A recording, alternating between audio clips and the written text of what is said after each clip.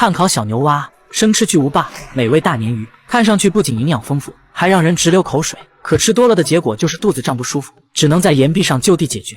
本期贝爷来到了非洲南部的赞比亚，由于现在正处雨季，只需站在飞机上就能感受到底下泛滥的洪水，而眼前这道巨大的瀑布叫做维多利亚瀑布，从漫天的水雾中穿过，使贝爷十分激动。同时这也预示着接下来的挑战将会无比艰险。贝爷首先要面临的是靠着手上这块救生板去体验世界上最湍急的河流。从半空中跳下去，贝爷立马被激流吞噬，只能靠着救生板勉强露出头。咆哮的河流以每小时32公里的速度推着他向前漂移，等浪花小了一点，才找到了机会上岸。现在要抓紧时间离开河边，前往丛林的深处寻找救援点。虽然这里的植被看起来非常茂盛，但气温可高达40度，并且丛林里的湿度也十分高，就像是在蒸免费的桑拿。这时树上的狒狒看到了贝爷，还在热情地打招呼，看来他并不知道这个男人有多厉害。等来到一块空地，贝爷看到地面上有一棵死去的合欢树，里面正散发出阵阵诱人的香味。贝爷精准地在一块树皮下找到了一只犀牛甲虫的幼虫，原来是食物的味道。这种幼虫可以用来油炸烧烤，但生吃才能吃出它的精髓。贝爷直接一口闷掉，只是一只还不够塞牙缝的。下一秒他直接揪出了幼虫里的大哥大，个头大的让贝爷两眼放光，这下可捡到了宝贝。趁着新鲜赶紧放进嘴中，别看味道不咋地，里面所含的蛋白质比牛肉和鱼肉还要多。吃过大餐，贝爷在路上发现了豹子的足迹，因此打算跟着足迹去寻找食物。果不其然，走了没多远，一只黑斑羚横尸荒野，上面已经布满了苍蝇，只剩下一些骨头和皮毛。贝爷仔细查看了一番，发现膝盖上还有肉可以食用，于是便拿出小刀割开了皮毛，里面的肉还很新鲜，要是再晚一会，估计就会被其他的动物给吃去了。在岸边有一些大脚印，这是生活在河道中的河马留下的。贝爷观察了一下四周，没有发现危险，于是便打算去水里搞些吃的。他利用细线和铁丝制作了一个简易的钓鱼工具，然后再穿上诱饵就开始钓鱼。其实这条河道中不只有河马，还有善于伪装的鳄鱼。为了安全着想，贝爷稍微往后退了一点。没过多久，他就顺着鱼线收获了一条大鲶鱼。现在食物的问题解决了，贝爷又回到了丛林，打算寻找个地方过夜。而这棵高大的猴面包树正中下怀，里面中空的树干或许就是个不错的天然庇护所。但是通过观察，发现里面的空间太过封闭，如果晚上有野生动物前来造访，根本没有退路。所以贝爷打算直接睡到树上去，这样也可以拥有更好的视野。为了可以方便爬上去，他还利用小刀削了几根木棍，然后狠狠地钉进树干里当做楼梯。忙活完这些，太阳也下山了，于是贝爷抓紧时间升起了火堆，接着再把白天捉到的鲶鱼架在火上炙烤。烤熟的鲶鱼肉质非常细腻，就像是在吃热泥巴一样。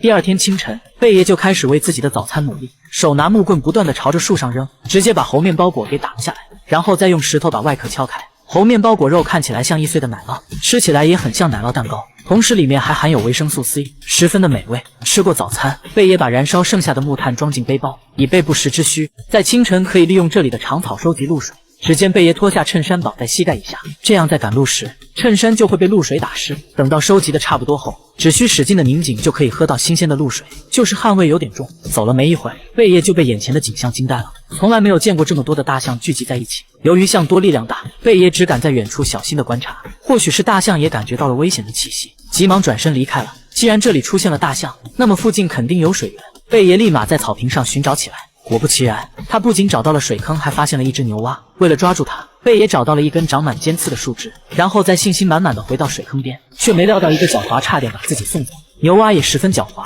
在水里和贝爷玩起了捉迷藏，躲得了一时躲不了一世，毕竟从来没有食物能完好的离开贝爷的手掌心。接下来就是升起火堆，准备烤制牛蛙。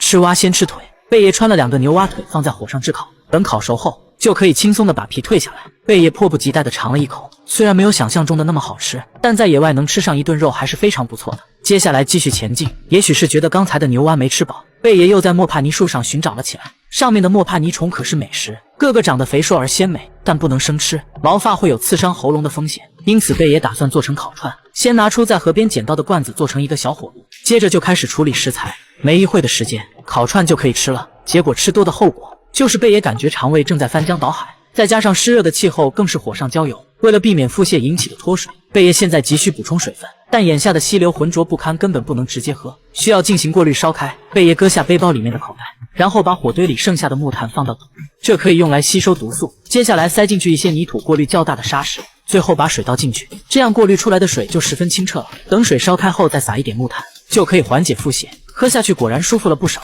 顺着小溪来到了一处瀑布前，贝爷打算爬到顶部去，但急性腹泻削弱了他的战斗力，使得这次攀登比之前困难了许多。在爬到一半时，突如其来的腹痛让贝爷停了下来，这个尴尬的位置简直骑虎难下。但贝爷实在是忍不住了，赶紧找了一个斜坡蹲下，解决完后舒服了，才继续往上爬。拖着疲惫不堪的身体，贝爷终于来到了崖顶。眼前壮丽的美景就是大自然的馈赠，同时也隐藏着最狂野和最疯狂的危险。欣赏完美景，是时候回家了。贝爷找来了一些干草和树枝，搭建了一个烽火台。等烽火点燃后，远处一架直升机驶来，现在终于可以回家了。